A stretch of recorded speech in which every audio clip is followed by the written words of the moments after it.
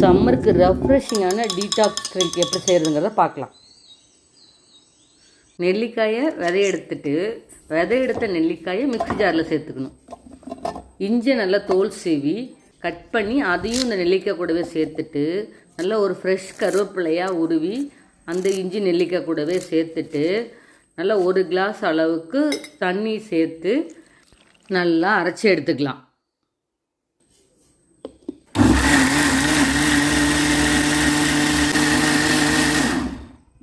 அரைச்ச நெல்லிக்காய் ஜூஸை இதை மாதிரி ஒரு மெலிசு துணியில் வடிகட்டி எடுத்துருவோம்.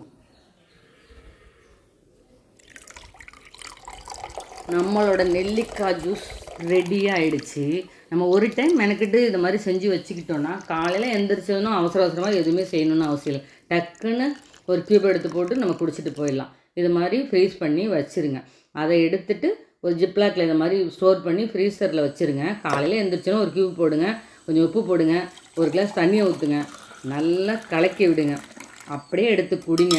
அந்த இஞ்சி கருவேப்பிலை நெல்லிக்காயோட ஃப்ரெஷ்னஸை அவ்வளோ அருமையாக நீங்கள் ஃபீல் பண்ணுவீங்க. ஒரு அருமையான ட்ரிங்க் ரெடி ஆகிடுச்சு.